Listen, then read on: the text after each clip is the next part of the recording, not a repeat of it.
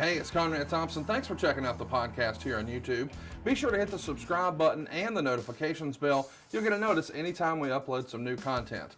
And when I'm not asking Bruce, hey, how big was Batista's? Well, you know. One of the things I like to do is help people save money. And if you're watching this video right now and you're in a 30-year loan, man, you're overpaying your single biggest bill and you may not even realize it. I want you to do a little experiment for me.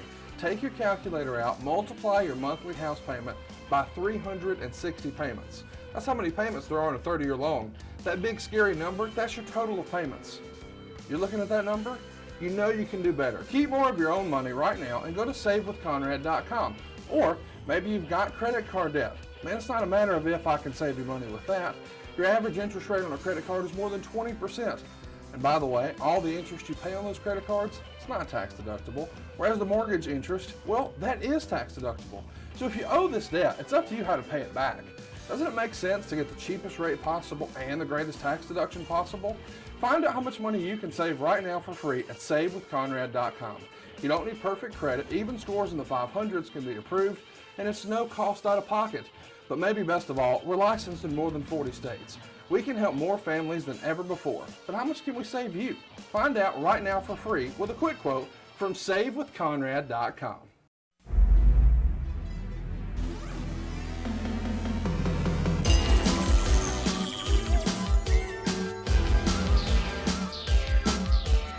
The recognized symbol of excellence in sports entertainment.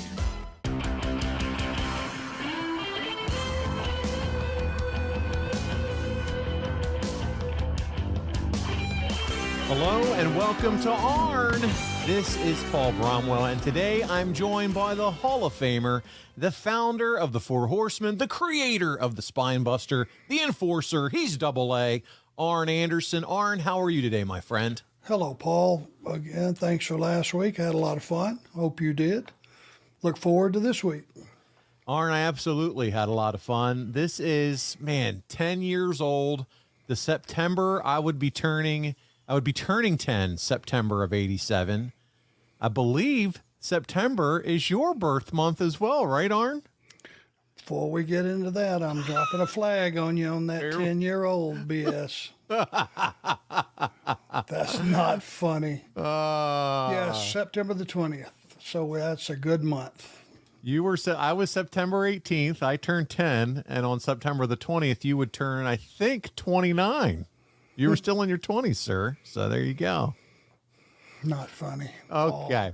Too much of Conrad is rubbed off on you, I think. Well, listen, man, this was a good time for wrestling, a good time to be a kid and a fan of wrestling. Jim Crockett Promotions was on my television, and you and Tully Blanchard and the Four Horsemen were the coolest thing to watch on my television on Saturdays. And last time we got together, we talked about August of 87. And so that's really what sets the stage for this show. You and Tully are feuding with the tag champs, the Rock and Roll Express, working with them for most of the month of August at the top of the card. And in the words of our friend and colleague here at Ad Free Shows, Jim Ross, business has picked up in 1987. And we're going to see that here more of this month, more of the same in September. You guys are embroiled in a bitter feud with Morton and Gibson. And we're going to kick it off September 1st and 2nd.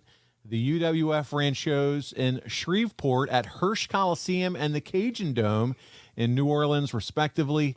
Jim Crockett was not represented at either of these shows, but instead only the members of the UWF. JCP would run a show on September 3rd in Biloxi, but the only match noted in our results was Dusty versus Flair.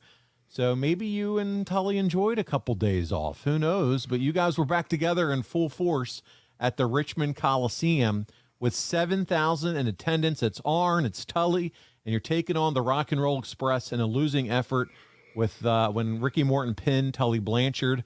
Luger would take on Jimmy Garvin for the U.S. title at the Richmond Coliseum, and Flair continued his program with Garvin.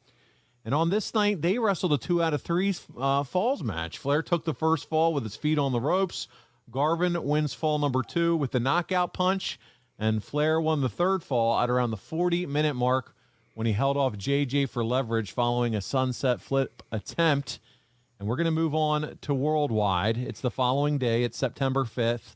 And you took on Mike Jackson, defeating him with the spine buster, my friend. And after the match, Shivani interviews you and Tully and JJ at the desk. Let's kick this show off this week with a fun little clip from that taping. Here we go. And then this combination of Arn Anderson, Tully Blanchard, 2 great wins right here on television on the Super Series. You know, Tony Schiavone, I was out there mopping the mat with that newcomer that wants to make himself something in professional wrestling. All these people over here screaming, "Where's your belt? Nikita does it better." Well, I guess he does, you know. Nikita Koloff, Barry Windham slips him a foreign object bolt, knocks me out first time in my life. He does it better than I do. He cheats better than I do. But, you know, I'm not going to stand up here like everybody else and talk about spilt milk. Nikita Koloff, you're one up on me. That's all I'm going to say about it. But, you know, when you talk about being one up on Tully Blanchard or any one of the Four Horsemen, you go ask the other half of the superpowers, Dusty Rhodes, what it's like to be one up on Tully Blanchard. And how long did he actually stay one up before I got even? Nikita Koloff, you think I'm going to take this laying down, and I'm not going to have my championship back. My friend, you are sadly mistaken. A word of advice, go to bed, sleep with it at night.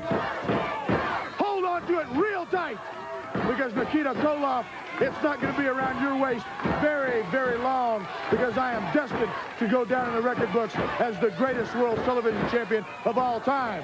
And with this man right here, who you saw take a great grappler, Mike Jackson, and give him that big belly-to-belly smash.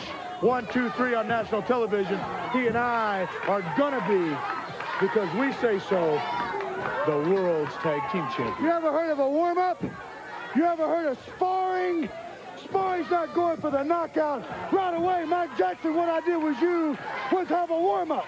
You see, you're the same size, the same speed, same thinking as the Rock and Roll Express. Duck this, over this, under this. You're elusive, you're quick. So what I did was set my mind thinking of Gibson Morton, and I took my spot out on you. Rock and Roll, there's not a man on God's green earth that knows more about wrestling, tag team style, than Anderson. Check the record book. 7 long years Anderson's held the World Tag Team titles.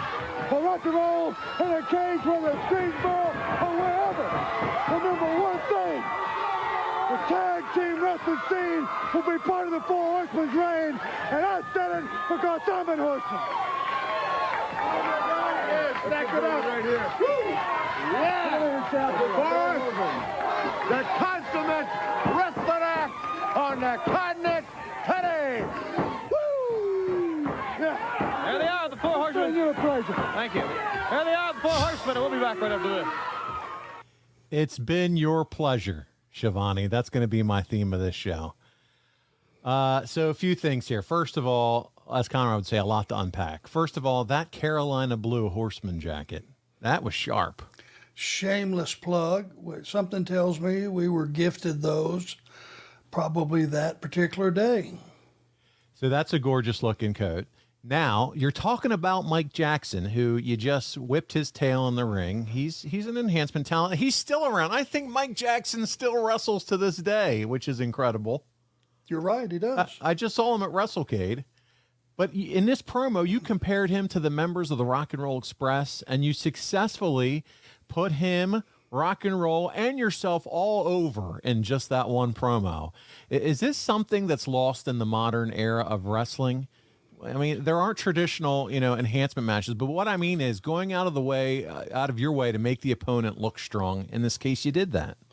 Well, if you took a talented guy out there and you just ate him up, no one knew he was talented. So who did you beat? You didn't beat anybody. Right. But if you made this guy not only look like he belonged on our television show, but as a part of the business in general, then it was a much bigger win. And Mike Jackson, to this day, who I believe is 70 years old, still drop kicks, still leapfrogs, can still wrestle. And at that time, the guy was very, very talented. So it just made sense. I was always a big proponent of, if warranted, if you had an opponent that just was not necessarily positioned to be a top guy or even a middle guy, but an underneath guy with talent, and if you didn't recognize that, I think you cheated yourself out of beating a bigger opponent. Tony Schiavone here to tell you about the greatest value in the history of our great sport. AdFreeShows.com. Get every episode of What Happened When and all of Conrad's other podcasts early, ad-free, and on video for as low as $9 a month. That's the price of a Starbucks coffee for hundreds of hours of video and audio content each month. That's not all. AdFreeShows.com is home to exclusive bonus content, like interactive events where you get to ask me anything during our Ask Tony live events. And if you're a Top Guy member, we got to hang out for the entire weekend in Chicago at Top Guy Weekend recently. Did I mention there's also happy hour every other Sunday with my dear, good, close personal friend, Rebel? If you call yourself a wrestling fan and haven't signed up for ad-free shows yet, you a lie. Sign up today at adfreeshows.com. Well, Arn, you had Flair and Luger. They joined at the end of the promo. Didn't necessarily add anything to this particular one, but the images of the various incarnations of the Horsemen at that desk are ingrained in all our memories. Would this be the reason to get the shot of the whole faction together at that desk? Do you think that was kind of the reason there? We always said this, but not every week, but periodically, just to remind everybody, it was the Horsemen in this era against everybody. Good guys, bad guys. We felt that it was us against the rest of the guys in the company, because if you were in an angle with a Horseman, you got to win over a Horseman. That was as big as it got. We talked about beating the Road Warriors last week on that show, what a huge deal it was. Well, if you caught if you were a guy, if you say we were Jimmy Garvin, and then some arenas, some nights, Jimmy Garvin would have been a heel, some he would have been a babyface. But if he caught a win over a Tully Blanchard or a Lex Luger or an Arn Anderson, that was huge. So, we always said it was us against everybody else, and that was kind of the theme. Well, Arn, following that TV taping, the crew traveled to the Civic Center in Philadelphia. 3,200 people were in attendance for the show. And Philly's a raucous town, man. I mean, hey, listen, they booed Santa Claus. We still hear it to this day. But 3,200 seems light for an important wrestling town. Do you think it might have been the fact that it was Labor Day weekend, or any thoughts you can share about Philly or the Civic Center in general? So this was on Labor Day? That's correct. Evening show? Evening show, yeah, yep. Which made sense, because anybody that was out doing stuff during the day, it would have been over with. Now you've got the night, and what better than to go see the Horsemen? There you go. Well, of note, Flair took on Garvin, and the match was placed towards the middle of the card at this show. They used the same finish with the failed attempt of the sunset flip by Garvin, thwarted by Flair holding on to James J. Dillon to keep from falling to the move. About the match placement here, though, how common was it for Rick to appear in the middle of the card as opposed to closing the show down? And that was an evening show, so there was no place we needed to be, correct? That's correct. There wasn't another show anywhere else, like another evening show somewhere? Actually, this would be part of a double shot. You would end up going to Baltimore Civic Center. So this was not an evening show. This was an afternoon show with going to Baltimore after this. Well, then the reasoning was you had to get him on a plane and get him there for the main event in Baltimore. So that's how you did it. You would put probably the Horsemen on the first half of the show, get them out to the airport, get them on that jet, and if it was from Philly to Baltimore, yeah, right down 95. That's about 2 minutes in the air. Yeah. I mean, it's right there. So that was the reasoning with that. And amazing that you could actually have, two major markets that close together and both of them doing incredible business. So you're gonna hear something a little bit entertaining here as far as what goes down on this particular night. So in the main event of this Philadelphia show, Hugh and Tully defeated the Rock and Roll Express when Morton pinned Tully. Okay, so more of the same there.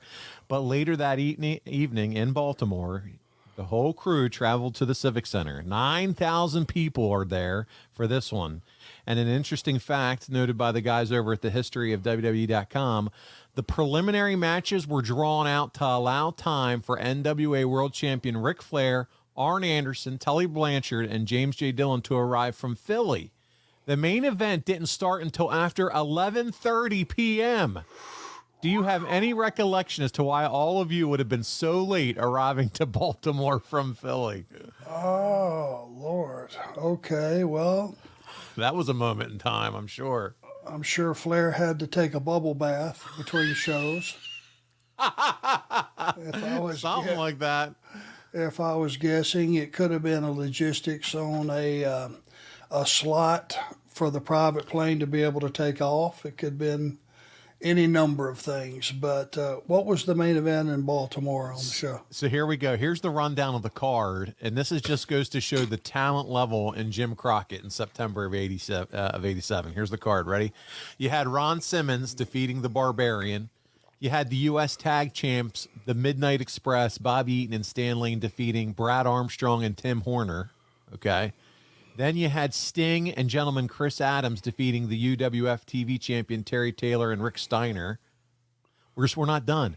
You had the Western States Heritage, your favorite prestigious championship, Barry Windham pinning Eddie Gilbert. You had the UWF World Champion Steve Dr. Death Williams defeating Ivan Koloff. You had Nikita, the NWA TV champion. Okay, he fought Lex Luger to a draw, best 2 out of 3 falls match after the 42-minute mark. Okay, let's stop right there for just a minute. Nikita and Lex in 2 out of 3 falls that goes to a draw after 40-plus minutes. Arn, this is incredible. It's an amazing amount of trust for 2 guys that are not necessarily known for their work and try to keep the audience engaged in this live event. But, I mean, I guess they would have probably had to have audible called because you guys aren't there yet. Sounds like they were stretching. And that already, I think I heard about 10 matches. Yeah, it's a loaded card. Oh, my God. I mean, they were all very good matches, good matchups. But, Lord. And you might have actually been late for a good reason, because in the main event of that show, it's Dusty Rhodes and the Road Warriors defeating you, Tully, and Rick in a steel cage match wherein Road Warrior Animal pinned Tully Blanchard. So let's talk about this. A 6-man steel cage match. That would seem like it would be difficult to work, but you guys did it a lot in those days. Do you have any thoughts or any memories about these types of matches? Seems like it's a lot of people to account for and keep involved in a single cage. Yeah, it is, and especially if there was a thing called creative liberty that we would plug in here. In a steel cage match, there are no rules, hypothetically. So having to tag in and out seems a little ludicrous when you look back on it. But it was the only way to control the match a little bit, to a degree, having to tag in and out, if that makes any sense at all.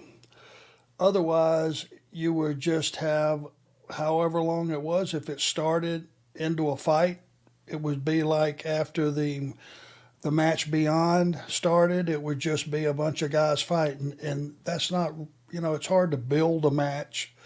If you start off everybody fighting, you can only sustain that for so long. So I think that was your reasoning behind it. The fact that, what time did you say we went in the ring? 11:30? 11:30. Oh, my God. So that was a 4.5-hour match, which is just too long. Unbelievable. Too much of a good thing is too much of a good thing, I think. Maybe one of these days we'll figure out the great mystery of September 5th, 1987, and what happened between Philadelphia and Baltimore. Was it the bubble bath? The bubble bath conundrum. What went down between those 2 shows? But they finally made it. And I'm sure it was a bloody battle in a steel cage. So there you go.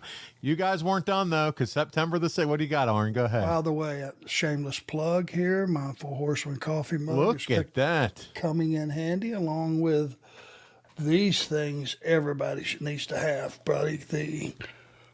Oh, yes, the tumbler, the Four Horsemen tumbler with the Arn logo. My God, it will keep ice for 2 days. What shirt do you have on? I see you got a shirt on there, too. It's about respect. That's it. I love it. And I'm wearing an Arn polo today. Okay, I'm all Arned out, man. You're looking way too good, I'm telling you. If I'm on with Arn, I'm going to wear Arn, okay? I'm proud to be on with Arn. Good Here man. we go. Well, we move on. September the 6th, the birthday month of Arn Anderson, and he's headed to Asheville Civic Center. He was still in his 20s, and it was a matinee show. The same day, there was a worldwide taping that aired on September 19th, 1987. So, as always, the tapings and the actual days they make TV are a little different. Bob Caudle. I love Bob Caudle. He was the voice of my childhood, man. I know they say that phrase a lot, but, man, he really was. He interviewed you and Tully Blanchard about your hunt for the NWA Tag Team titles, and we have that clip for you here. Fans here with two of the Four Horsemen, Arn Anderson, Tully Blanchard. The two, I think that James A. Dillon has got prepared and all ready now for the World Tag Team Championship, Tully. You know, Bob Caudle, Arn and myself, as the rest of the Horsemen, are always ready for anything at the drop of a hat. Now, I can think back, they wanted cage matches, so Arn and I, we brought a cage out here so everybody could see it. Here come Ricky Morton, run up here, won't get in somebody's face like this. And what happened to Ricky Morton? What happened to Ricky Morton? He got slapped down, but it was eyeball to eyeball, face to face. Now, not long ago, Arn and I in a wrestling match showing the people our tag team skills. And why we're the part of the Four Horsemen, you get to see part of it right here, right, Double A? The end of the match, and who comes running from behind but the world's tag team champions, the Rock and Roll Express, the heartthrobs of all women under the age of 12. And here they come. And here they come wanting to attack us. So Arn, they either scared or they're backstabbers, buddy.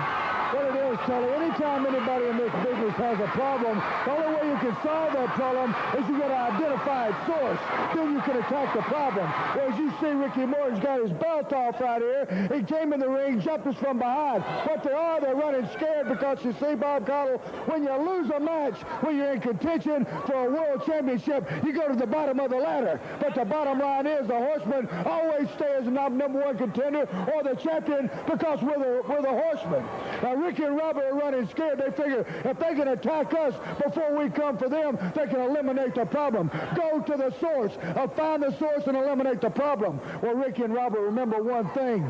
The only thing we don't own in the whole professional world are those World Tag Team titles and Windham's title. So our problem is you. We've identified the source. We're coming for you. All right, Coming for you. So, Arn, you guys weren't done with just that awesome promo. Not on this show, not by a long shot. Instead, all the Horsemen, all the Kingsmen, Flair, Luger, Arn, and Tully, join forces defeating Kendall Windham, the Italian Stallion, Rocky King, and Denny Brown at 7 minutes and 12 seconds when Rocky King submitted to Flair's figure four as Flair held on to Arn's hands for added leverage. Interesting late in this bout, Flair threw King over the top rope right in front of referee Tommy Young, but Tommy Young pretended not to have seen it. Tony Schiavone, our hero, points out the King was thrown over the top rope and that the DQ was never called for. Arn, is there an explanation for this? What say you all these years later? Come on. Wrong thing to do. It's just bad. It's just bad. Bad. Well, listen, after the contest, Tony Schiavone conducts an interview with the Horsemen, and they referenced everyone on their hit list. We're going to pick up the match as it closes as well as this interview so you can see it for yourself. We haven't heard the last of Tully Blanchard with regard to that, too. Stallion caught that foot, but Blanchard nailed him, and Stallion like a bull. I think he's in the wrong corner. He very smartly backed out. He'd have stayed in there very long, they'd eaten him alive. You're exactly right. As soon as Stallion looked up and saw all the boots of the wrong team around him, he was out of there, and now Blanchard not in a good spot. And this is where these four men got to take charge. But Flair, to help matters out, Rocky. Over the top rope right in front of her. There it was, Arn. I am the first to admit we made a lot of mistakes in those days. But the problem is Tony also talks about it on air. Yeah. I couldn't see it. He, in fact, went over the top rope. Well, I don't know how he does it. Just for his long-term credibility. He had to. Taped up from a past injury, and now Flair just continues his assault. I think Flair must have had a brain fart. What else could it be? NWA. And we all made mistakes. That's right. You know, That's right. We really did. I mean, you know, it's as common as, oh, that was terrible. Damn, Rocky dead asked me. I was going to say, I don't know that it was terrible on your part of it. Well, but why would I hit him with that, which should have been a kill shot? Here's the hands to the hands. Okay, well, There's at least there was a little method to the madness, setting up the figure four. But God, that looked terrible. That was a classic example. If both guys aren't on the same page, you can look really bad out there. Lex Luger. Here we go. You're going to join Tony then ringside. Here's the replay. Here's the, oh, we're going to do the. Followed by the figure four leg lock. Your winners, the Four Horsemen. But this speaks to the chaos of these 4-on-4 matches. Here we go. Let's listen. Along with James J. Dillon, and here's the world heavyweight champion, Nature Boy Ric Flair. Well, what do you got to say now, huh? Is it Ronnie Garvin, huh? Is this Dusty Rhodes? Is this Nikita? Huh? Is this Johnny Weaver? Huh? Is this Ricky Martin? No! This is the Consummate Wrestling Family! Woo! In the world today, top package, and I'll tell you what it comes down to is this. We will be right here, the NWA World Tag Team Champions. I will remain, despite what the so-called legend says, the U.S. Heavyweight Champion. And this man here will be the world's heavyweight champion for as long as he can. And here's the mastermind right here. I'll tell you what, when all the other names fade, the Barry Windhams, the Road Warriors, the Rock and Roll Express, the Dusty Rhodes, well, I ask when they're old retired wrestlers. They don't know who they are. They don't recognize what they're saying. Did you ever wrestle one of the Four Horsemen? Because our name will go down in history as the greatest group of wrestlers that there has ever been. Isn't that right? Never heard of a visual aid? That was a visual aid. Right here. And for Bob Cottle and J.J. Dillon, we'll see you next week on World. How nervous are you guys watching Lex Luger take over that promo? Had to let him run. Yeah, good Had point. to let them run. When you got stallions, you got to let them run. And when you look like that, if you stumble over a word in that particular era, it wasn't the kiss of death. And I say that because it was one of the first times that I saw him, you know, body language and all, step up and want to be the voice of the Horsemen when they're all normal, you know, when they're all surrounded around him. You know, when you think of you and Rick and Tully and how you deliver, he stepped up and wanted to talk on all of your behalf. And that was really kind of that first time I ever saw him have that moment. And, you know, it wasn't by design. It was just some days one of us would take the lead and just run with it. And we would all feel it and just lay out and let them run. And it worked. That's what made us great. It was one of those deals that on any given day we could switch it up. Well, buddy, talk about working. You guys weren't done working. After all what we just saw in the ring, the promos, everybody sweating and putting the work in the dark matches following this television taping, all four of you are in action for the live crowd. You guys weren't just wrestling the carpenters of the business either. Check out this lineup, Arn. You have Nikita Koloff, the TV champion, versus the U.S. champion, Lex Luger. You're going to have the tag team championships on the line, Ricky and Robert against you and Tully. Flair comes back to fight Ron Garvin for the crowd. How much fun were the dark matches when you guys were all able to be featured in front of the live audiences and wrestle the biggest names in wrestling?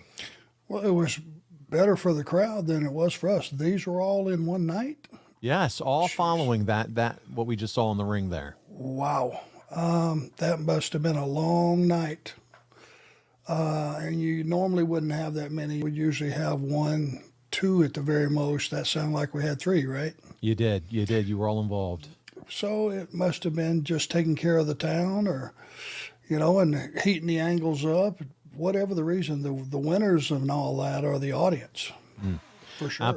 Absolutely, for sure. And you guys weren't done the next day. As always, you're moving on. It's Wilmington, North Carolina for a big outdoor show. But guess what? It's canceled due to rain. So I would suggest probably not always the smartest to do outdoor shows. This one didn't work out. The same day, though, it's September 7th, you find yourself working against Barry Windham for that prestigious UWF Western, I'm going to always say it now, the UWF Western States Championship in Greenville at the Memorial Auditorium. This one ended in a double count out. Now, Arn, I got to ask, what are your thoughts in general on the use of a count out? We see him lots of times throughout the years, but I want to ask you not only as a wrestler, but to put your producer hat on. And what do you think about the use of the count out for ending matches and storytelling? Flat. A lot of times, if you don't do it the right way, if it's just a situation where one guy's down in the ring and one's down on the floor and he's trying to make it in and he doesn't make it on by the 10 count, then it's flat.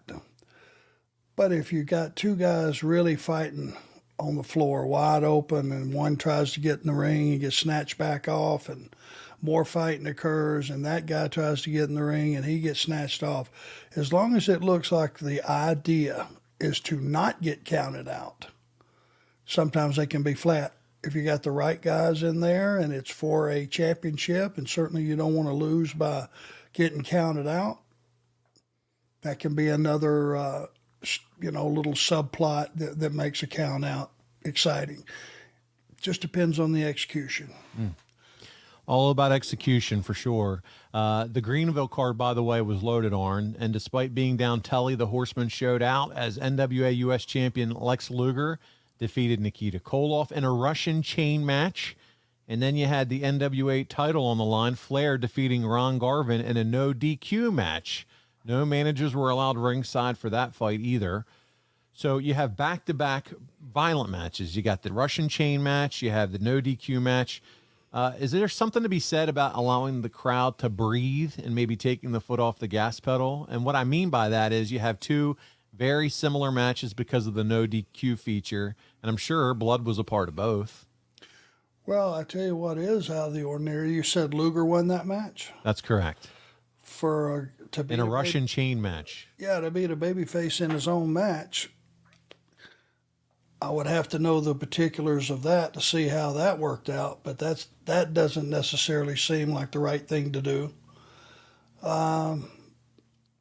Especially when that is Nikita's bread and butter. Russian chain match feels like to me that should always, whether it's Ivan Koloff or Nikita Koloff for that matter, they should always win their own match. Well, you move on to September 8th, and you move to the Township Auditorium in Columbia, as well as a show in Amherst, Virginia, featuring Ronnie and Jimmy Garvin defeating the Midnight Express, but by disqualification, thus keeping the titles with the Midnights. And Crockett taped television at the TBS studios on September 9th, and later that day visited the Miami Beach Convention Center on September 9th.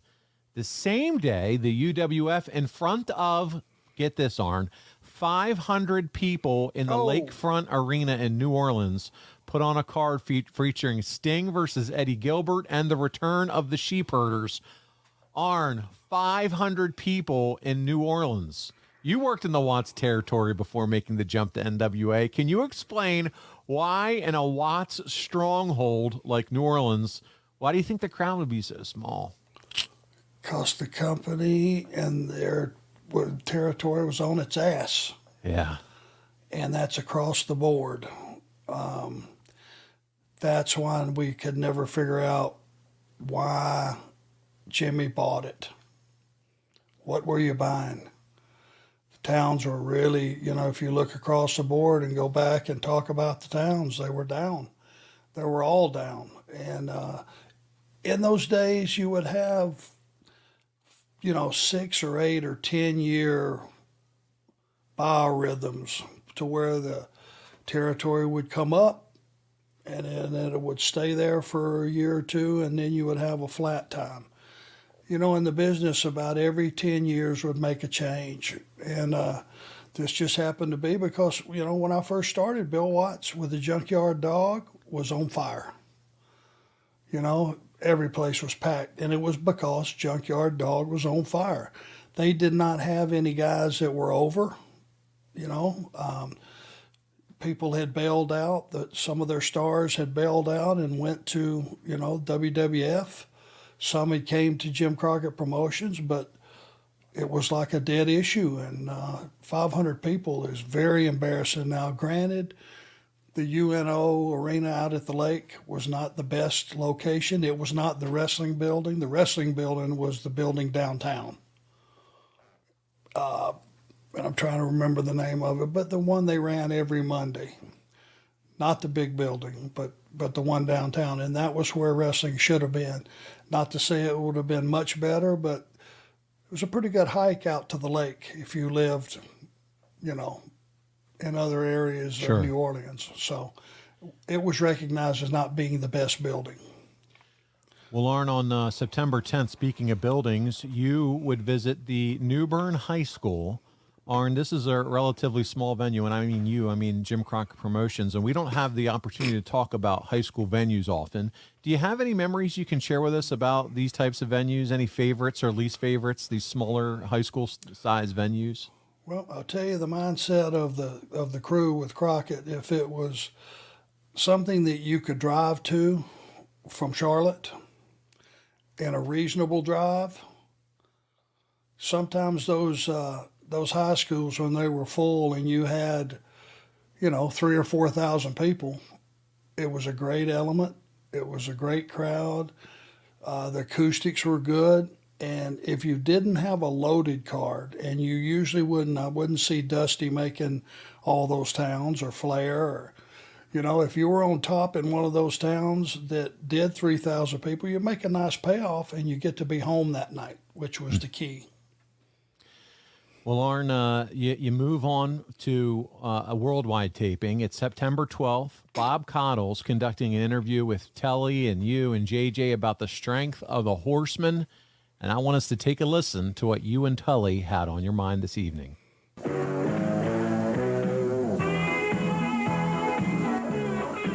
Of course, Arn Anderson, Tully Blanchard, James J. Dillon. Tully, he laid it out in plain words, did Nikita Koloff, as far as the Horsemen are concerned. Well, Bob Cottle, Nikita Koloff, and all the rest of the wrestling world knows just exactly how the World Television Championship came to be in his hands. And I'm not going to stand up here and say, oh, cry and moan, and the Horsemen are going to cry and moan because he hit me with a foreign object. Nikita, all as it is you're one up, and that's the way it is. But there's one thing that history has proven. You don't stay one up on the Horsemen very long, or especially Tully Blanchard. Go ask the other half of the superpowers, Dusty Rhodes, how many times that he stayed one up on me. I've got more pinfalls on him than anybody in professional wrestling. Nikita Koloff, you sleep with that World's Television title, because, big boy, it's not going to be around your waist very much longer. Arn. Bob Collis, short and sweet to you, Barry Windham. Just remember one thing. This is two of the Horsemen that are not in a defense situation. We're on the attack.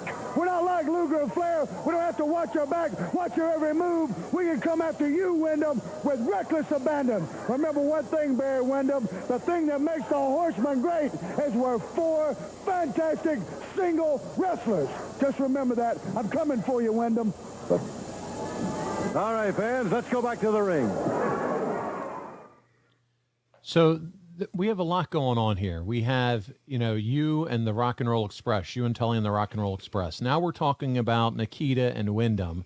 Clearly, there's many feuds boiling over. To your point earlier, we're the Horsemen. Everybody's feuding with the Horsemen at this point. And you would have even Schiavone and Crockett into the next match, illustrating the importance of all the feuds that are simmering right now. Was it difficult, did you feel, to be involved in so many different angles and moving parts at this time? No, it kept it fresh. On any given night, you could be with a different guy. You just had to keep up with what you had done in the past and what you plan on doing in the future, and don't let them step on each other. So to your point, we saw what you just talked about, Nikita and Windham. Later in the same show, Bob Cottle brings you back out again. And now you're talking about other talent, other wrestlers, not named Windham and Nikita. And I want you to check this out. This is a lot of fun. Again, Arn, what is this? What is this? Stand aside, first of all, Bob. In a civilized society, they use a cage for three things.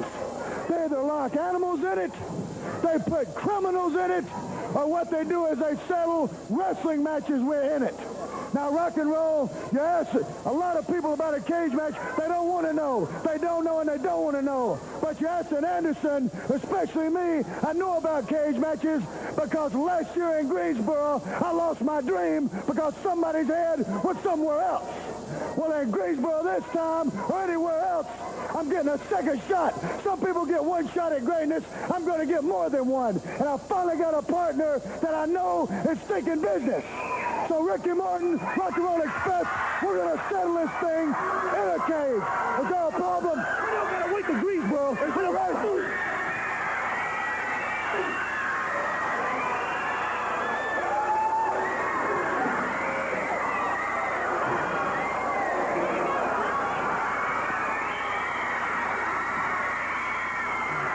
Look at JJ diving in there.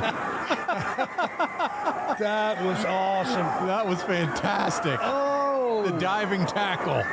we need to put that in like one of the 10 greatest clips of all time.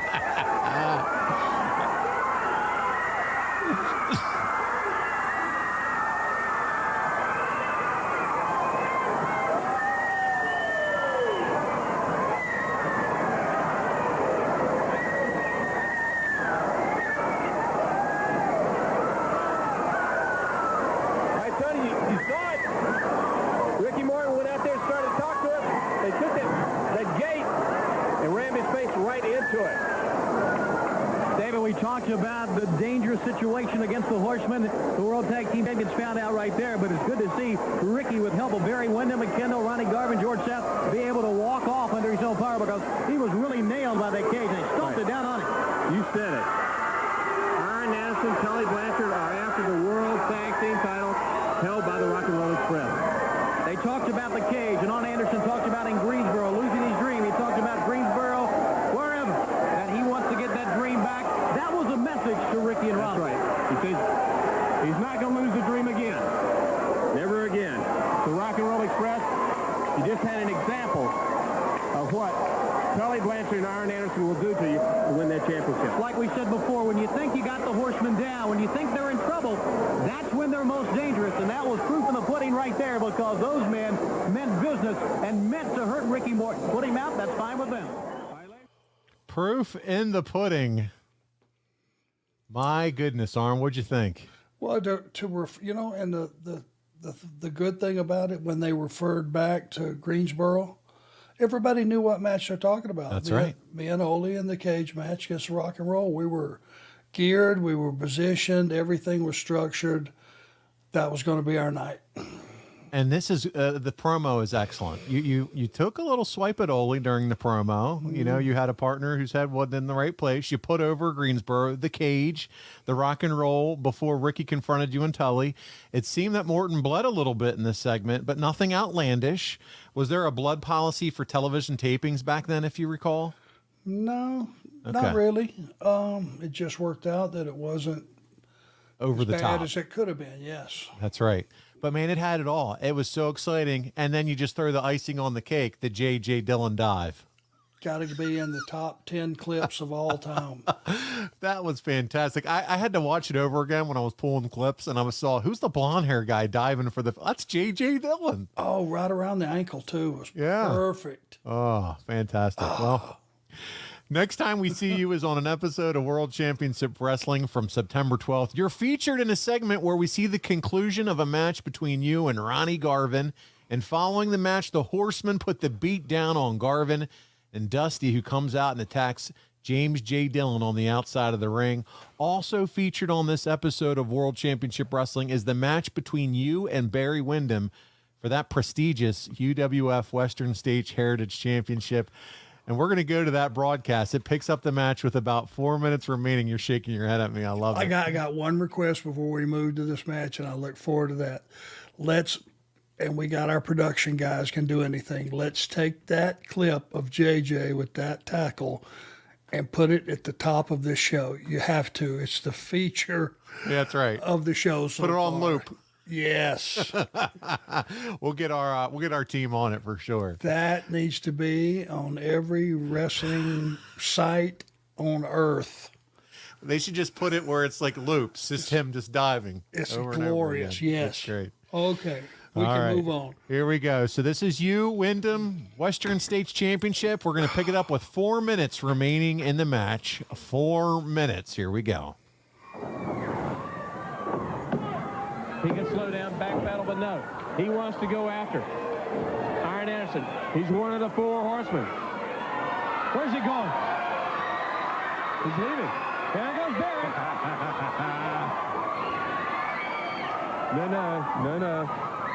No. They'll carry him back to the ring.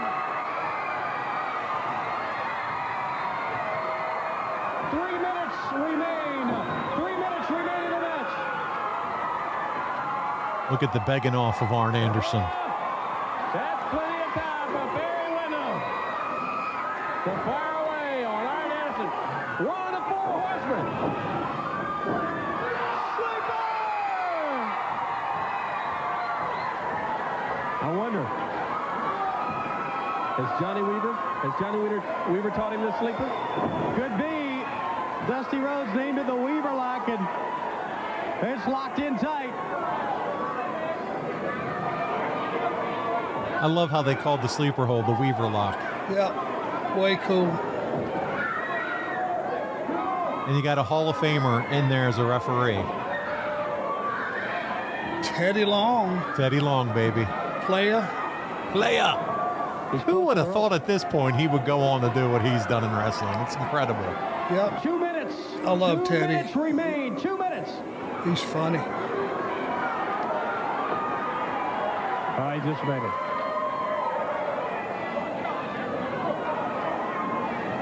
The Four Horsemen. I'm telling you, David, they always give David Crockett a hard time for being like Captain Obvious of commentating. I loved him as a kid. He was just so fun to listen to, so excitable. Well, going back and listening to all this stuff, I have a new appreciation for David. David does chaos really good. Yes. Because it comes across as a fan Real. that happens to be an announcer that is involved in chaos. They hit too.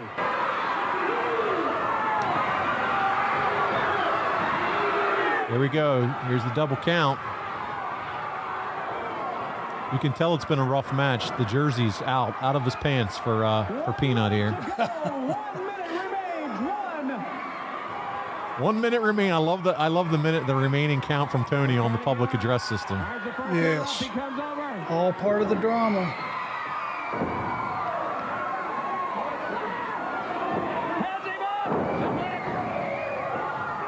Arn's got to try to win it right now. Arn's going to the top.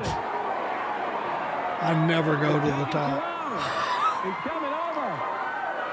Oh my God. And there's a reason for that. 30 seconds. Has him up. And this is probably the reason. This was one of his big moves, his finishing moves. Now, like I said, Barry Windham's strong as hell. 15, 14, Look where you rolled. 15, 12, 10. It's called knowing where you're at in That's the ring. right, buddy. 7, 6, 5. Street smarts. There's his finish. That's got to be it. The lariat clothesline, but the bell rings. We got us a draw. He just about did it. He had it where he wanted. True champion. He'll hold on to that title, David. Well, this was a classic, wasn't it? By both men. Barry Windham still running out. It ain't over. I'm amazed Arn Anderson can still get to his Arn Anderson, he's not done, buddy. Get away from me, Teddy Long. We'll be friends later. It's gore time.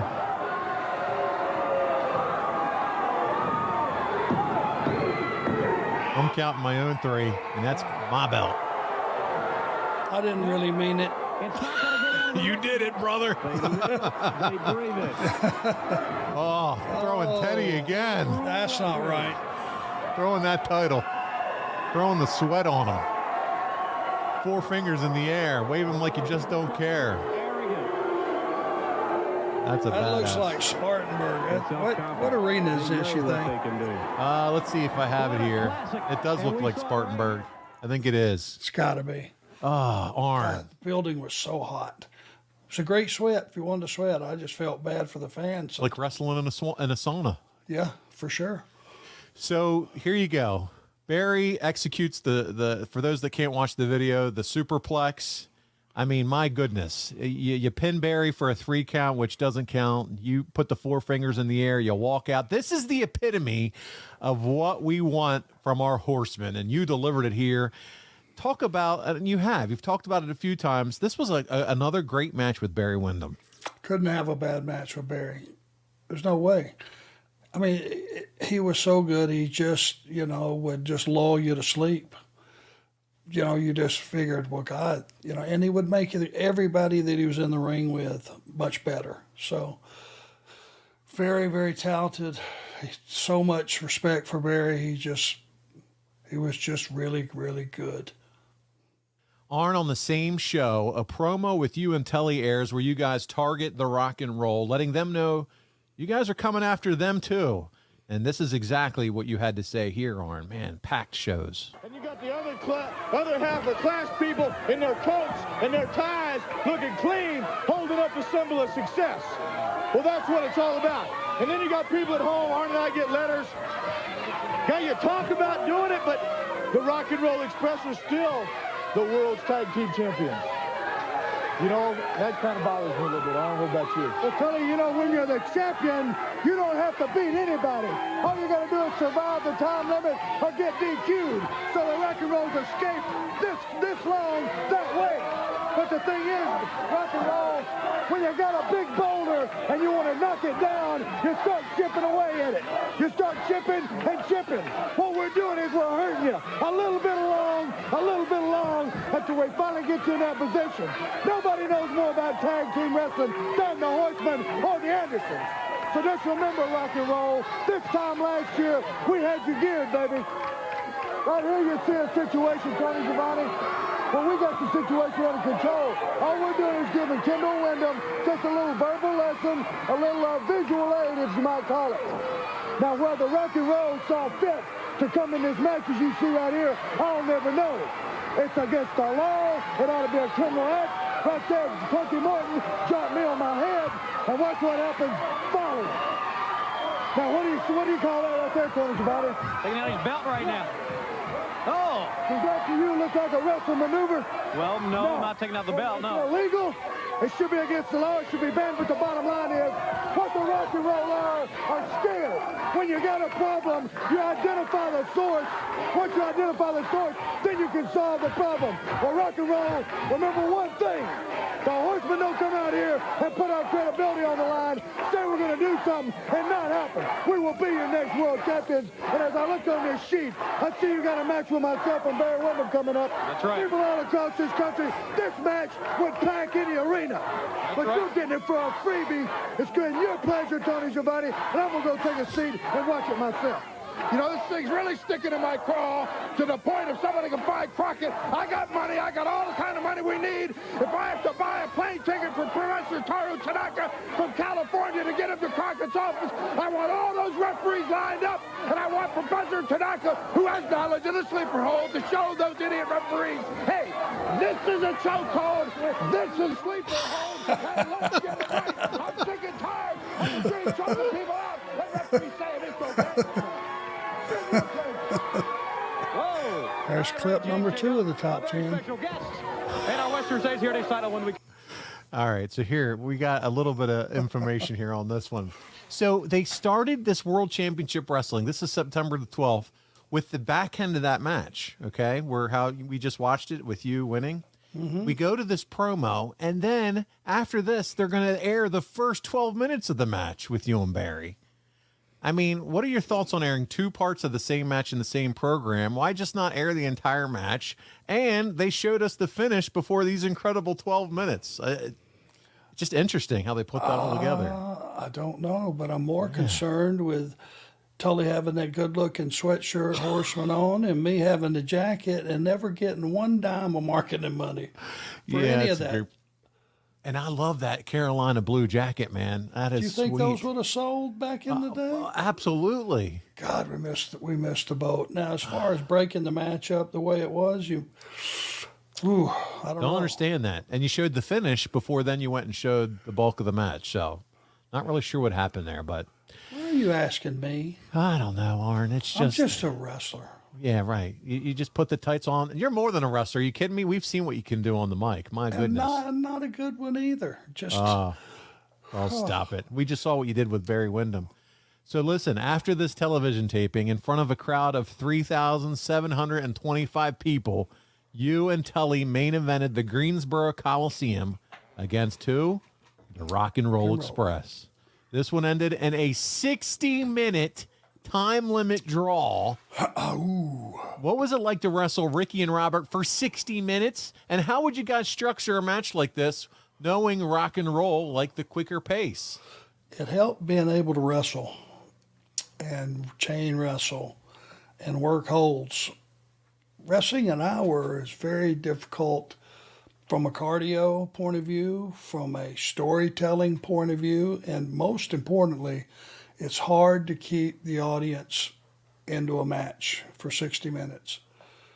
That's where it comes in handy to have some stuff on your tool belt, being able to work body parts, being able to break a match down into 3 20-minute segments in your head and realize where you want to go for that 20 minutes and build to the next 20 minutes. And the most important thing of doing a 60-minute time limit draw is for the last 3 minutes to convince the audience it's not going to be a draw, which means you got to turn it on.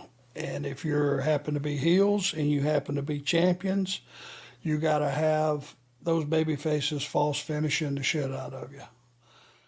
Conversely, if you're a babyface champions, you got to have the heels trying to pull out every rotten thing they can think of for that last 3 minutes if you're going to keep the audience in tune that you're going to have a finish. And then when the time happens to run out, you're right in the middle of whatever your game plan was for that last 3 minutes. Then people are satisfied, they're excited, and they're exhausted, because there's not a lot of guys throughout the history of the business that can wrestle 60 minutes. No way. And, so Arn, so you have that match, it goes to a draw, but you're a young man, as we talked about earlier at this point. You're 28 years old. You're moving on September the 19th. You're going on September the 19th, your last day as a 28-year-old, you're going to the Charlotte Coliseum, and it's against the Rock and Roll Express. And this is a taping here, the NWA Pro, NWA Worldwide. This taping would eventually show on television September 26th. But check this out. You have an hour-long program. We've got Ricky Morton. He's defeating Tully Blanchard, who had JJ in his corner, in a death match that went 20 minutes on television. The finish came after both men collided heads, and Morton returned to his feet before the standing 10 count. Despite the death match stipulations, there were several near-fall via pin attempts during the contest. Immediately after the bout, you ran out to the ring and hit Morton with the Gourd Buster. Morton was then double-teamed by you and Blanchard and repeatedly whipped with the belt until that prestigious UWF Western States Heritage champion, Barry Windham, ran out to make the save. We're going to pick this match up at the 18-minute mark, and I want to get your thoughts on this, Arn. Let's check it out. Arn, you're 28 years old. The last day is to a 28-year-old here. Wow. No. It's another lifetime.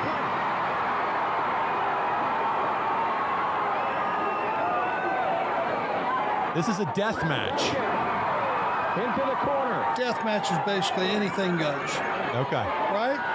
Yeah, I would assume. I mean, it has to I be. think it's just it's just like a fancy no DQ match.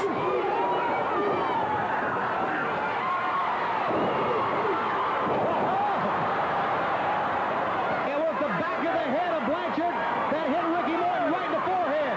And both men are dazed. Heading on. Yeah, I heard that. They talk about the 10 count, David. JJ.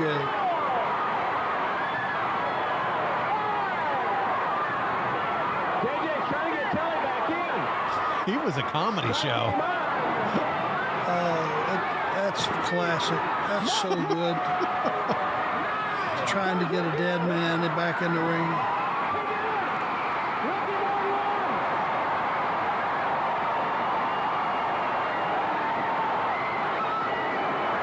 There's the knee to the kidneys. There's that gourd buster. Nice bump, Ricky. Teddy, not again. Teddy taking another bump. This should be the story of the show. Teddy Long gets beat up. He's a bumping fool. Yeah. You guys are such nasty heels. People Look at are all throwing that junk trash into the ring. coming in the ring. Man, they're pissed. People are pissed. This is before the NWO days. They love Ricky Morton. Jesus Christ. You can hear girls screaming. Oh, they're afraid for him. You know, he's like at this point, he's like a 12-year-old kid.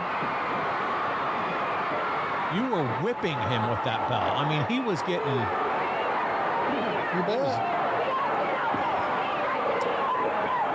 If you remember back to this previous show, he walloped me a couple times with the belt. When Tully Blanchard couldn't do it, So there's a story came here. in, and with the help of J.J. Dillon and Tully Blanchard, they took that belt out and started whipping him. Ricky Morton won the match, a one-fall death match. I think we got a little bit of what happened on tape. Let's take a look at it right now.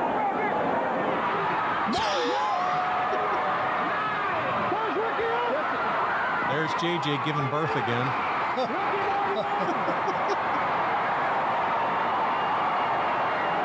There's a good shot of you coming in. Yeah, that was a nice camera shot. Yeah. What a red hot time. Ladies and gentlemen, we'll be back with more. Oh, so good. I bet Arn, it was a tough trip back to the locker room trying to get through that crowd, I'm sure. The crowd, you could hear, like I said, you could hear girls' voices shrilling in the background because of what was happening to Ricky Morton getting hit with that belt. And if that wasn't enough action for the Charlotte crowd, we're in Charlotte. They were treated to 2 dark matches.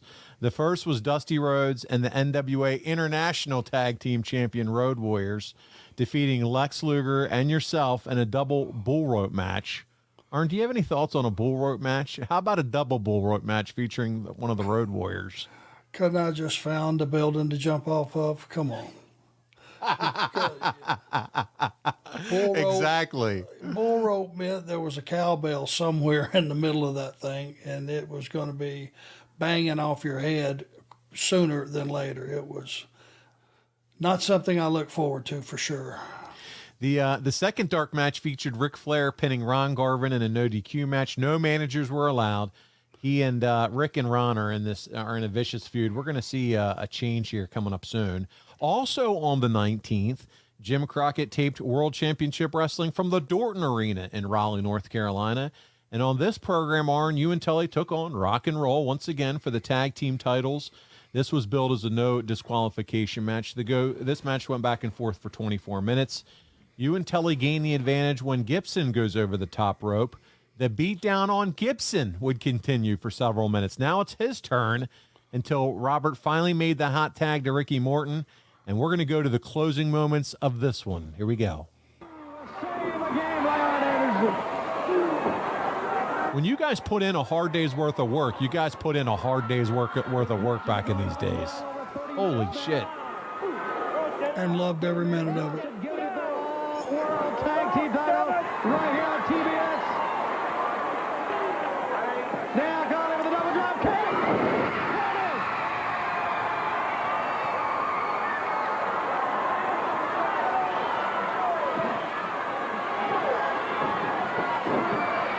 Ricky trying to prepare. Tommy Young was hit in the eye.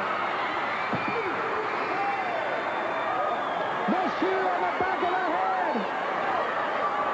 Tommy Young's turning around. Not now, no. 1, 2. The dreaded JJ shoe. Wow. Oh, Earl. Stooge. Yep. Come on, Earl, don't stooge it off. What is this? Is Dusty Rhodes booking? Continue the match. That's right. The match.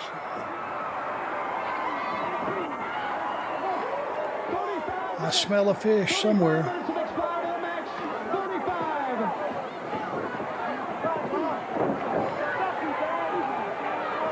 The match continues as Earl Hebner helped out Tommy Young. Earl Hebner. Blanchard, Morton down on the floor. Damn, Earl. Anderson, Gibson. Earl's been a part of so much classic wrestling. Earl's a good man. He's a good friend.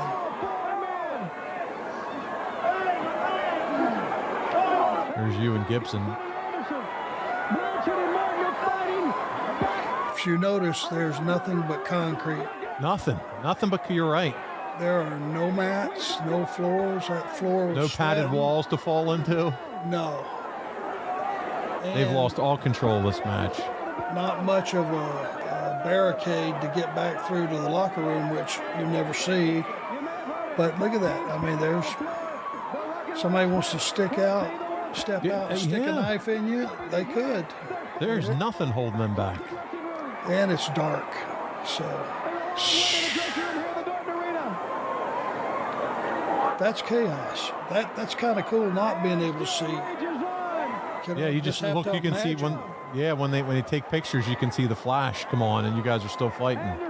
Thank God there's cops.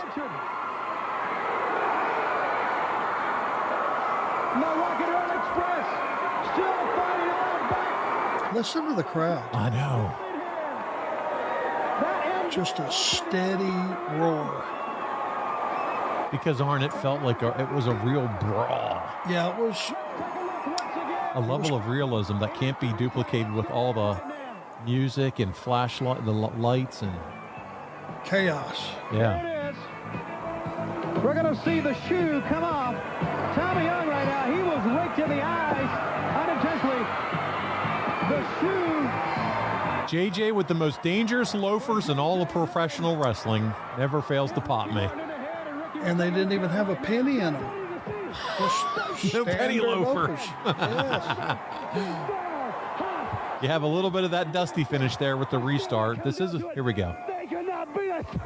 Trying to use your shoe, but it don't work. I'm talking about, brother, if you want the Rock and Roll Express, it's going to take more than all four put together. We are here. We are the world champions, and we're going to stay that way.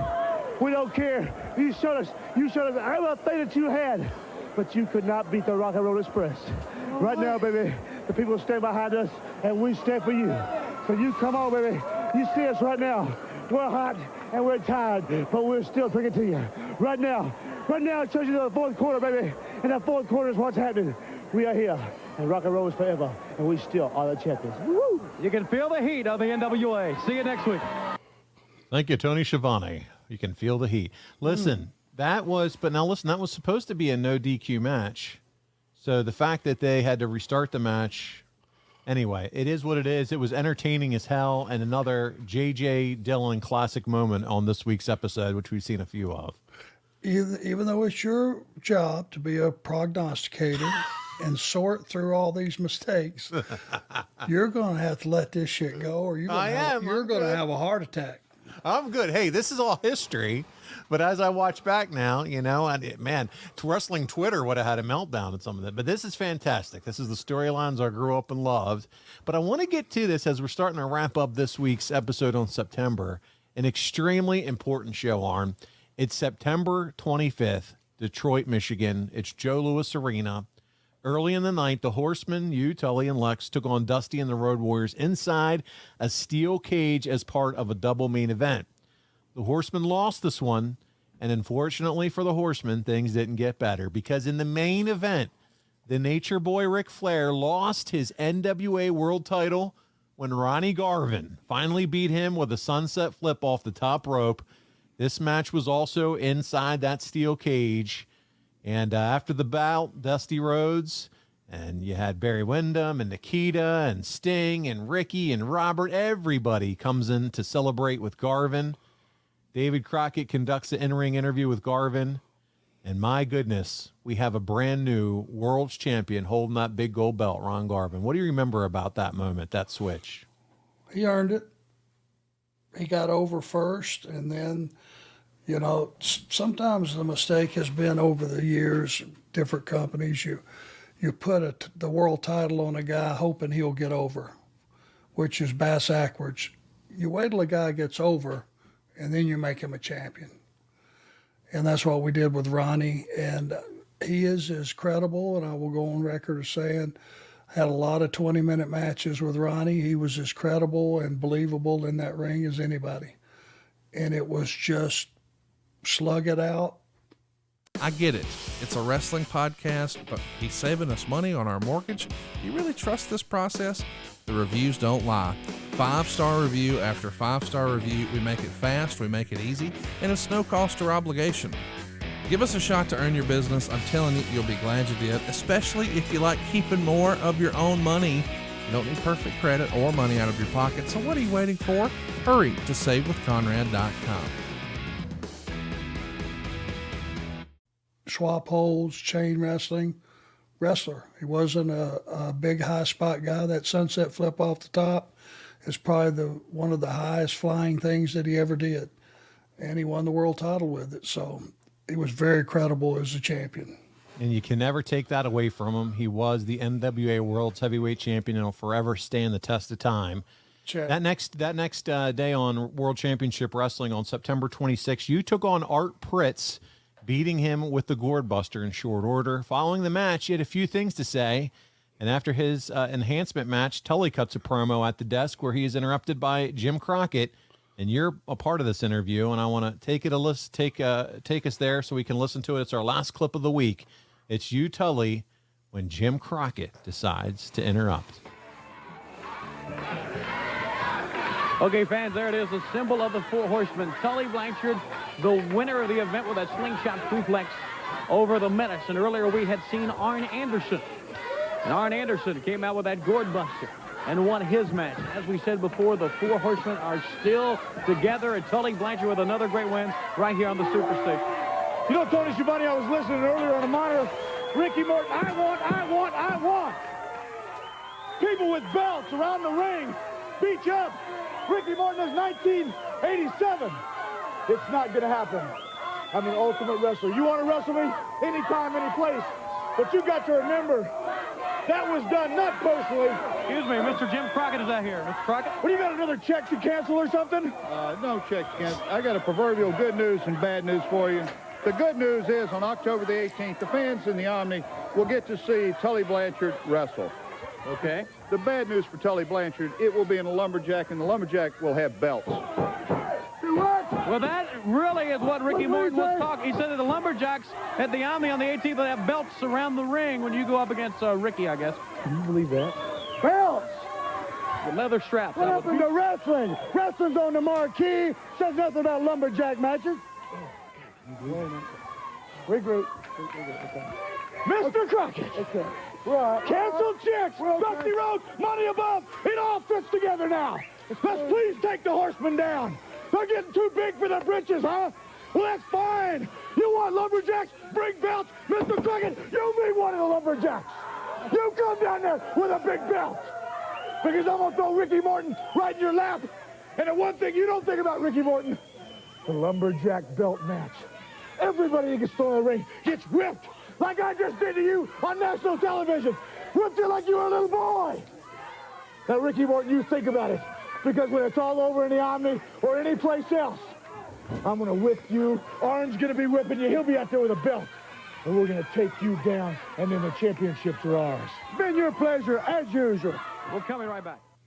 Love that line. It's been your pleasure, as usual. It says wrestling on the marquee. I love that line too, Arn. That could work for so much during today's era. It says wrestling on the marquee. Well, for that time, that's exactly what it was. And Jim Crockett came down and made basically a statement of what the match was going to be. And if you didn't put it over, if it didn't act like it bothered you, then what was the need to do it? That was the reason for selling it, making it a big deal, getting a little nervous about it. And that's the way he conducted business. I mean, he was the owner of the company. It had to have iron in his words. Well, Arn, September 28th, we're at the end of the month from the Memorial Stadium in Greenville, South Carolina. You took on NWA World Champion Ron Garvin in a losing effort. You've mentioned the toughness and pace that Garvin wrestled with in the past. In your opinion, in 1987, when he's the champion, was Ronnie at the top of his game, or was there a time he would have even been more difficult to handle? No, I think he was. I mean, when you have a big win like that to hang your hat on, and his work was never better, you know, he was in great shape. I think that if you go back and ask him, that was probably the pinnacle of his career. Well, Arn, that's going to wrap up our look back at September 1987. And as you would say, it's been my pleasure to be a part of this with you. I got to be honest, though, man, I can't wait, whether it's you and Conrad, you and myself, we'll see. But I can't wait because next week's show, it's October 1987. It's the month the Horsemen kill rock and roll.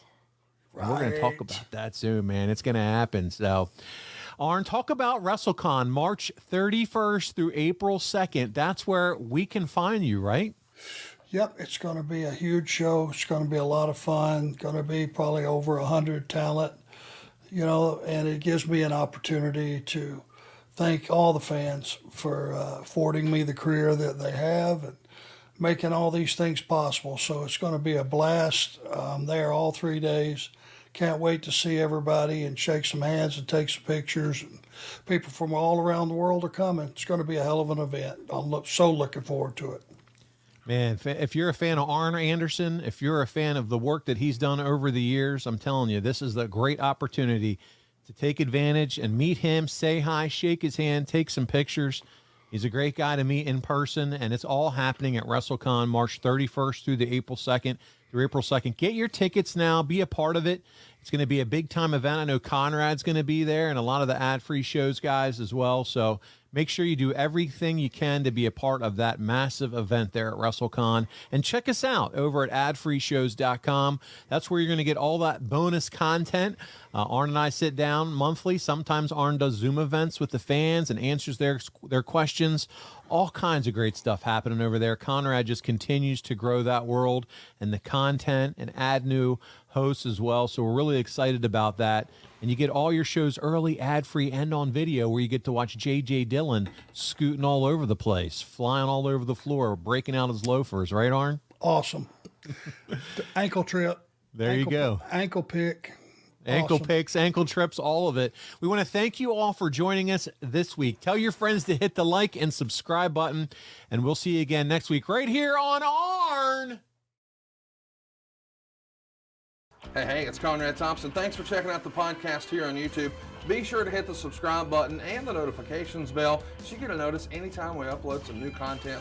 And go save yourself some money right now. If you're in a 30-year loan or you have credit card debt, it's not a matter of if I can save you money. It's a matter of how much. Find out right now for free at SaveWithConrad.com.